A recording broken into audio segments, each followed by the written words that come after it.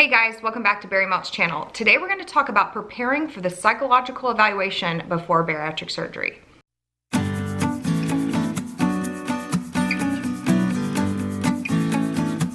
All right, so this is a hot topic because people are very scared of this appointment. So I wanted to talk through it today just to hopefully give you a peace of mind that it's not as scary as it seems. A lot of times insurance companies will require this appointment, mainly because they want to make sure that you're set up for success after surgery. Because so much of what we've done in our life is using food for comfort, at least for many of us who have this surgery. And the insurance company just wants to make sure that you have a plan how to deal with not having food after surgery. In my case, I remember I had to do a survey before I went to the appointment. So it's really just asking what your history of addiction is. Is there any history of addiction in your family? What's your mood like? How do you cope with things? They ask typical questions like that before you even get into the appointment. When you actually go in for the appointment, it's really low key, at least it was in my case. It really just consists of you talking to a psychologist and them kind of feeling out what your plan is after surgery. And it's really not that scary at all. Now, they will ask questions like, do you have a history of depression? Do you have a family member with a history of depression? And it's really just to kind of get a sense for what you might be after surgery when you don't have food. I also remember in this appointment, we actually made a plan, and she wanted to make sure that I had therapy appointments set up, that I was going to work with a nutritionist. She really helped me kind of create that post-op plan for how I'm going to cope after surgery. And that really helped a lot because I really hadn't thought about it up until this appointment because I was so focused on all the pre-op stuff that you have to do. I really wasn't prepared yet for how I was going to handle it after surgery. And this was the first time that I really kind of was forced to think about how am I going to cope because I don't have food to cope with anymore. And I really think it's important because a lot of times people who have a food addiction trade it for another addiction after surgery, such as alcohol.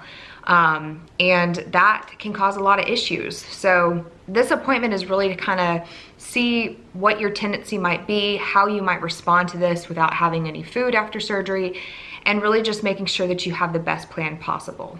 So if you're about to go into your psychological evaluation and you're scared, best advice I can give you is just be yourself. Don't try to go in there and lie. Be truthful to yourself and be truthful to them about what you might be like after surgery, because you might find in this appointment that it's not the best thing for you to do. You shouldn't have weight loss surgery.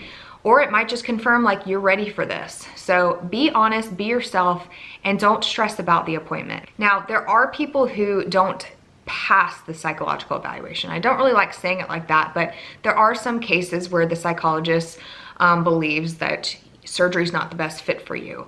And so if you get that, I really encourage you just to kind of do your research, get a second opinion, talk to your support system, really try to figure out, why is it that I was declined or not passed the psychological evaluation. I don't know how to say it, but there are some people who they realize, hey, this isn't the right choice for me, and that's through the psychological evaluation. Some people are actually asked to go to therapy sessions before they commit to having the surgery, and that seems to help a lot of people out there. So if you've recently got the no from the psychological evaluation, talk to them and see what you can do to be in a better place to have the surgery. The biggest piece of advice I can give you is to make sure you are going to therapy after surgery. Don't just tell the psych evaluation person that you are going to go and then don't do it, because you need it. So many of us need it because it is so much of a mental game. The surgery should just be a tool, and we have to find new ways to cope with things. We can't use food for our emotions anymore.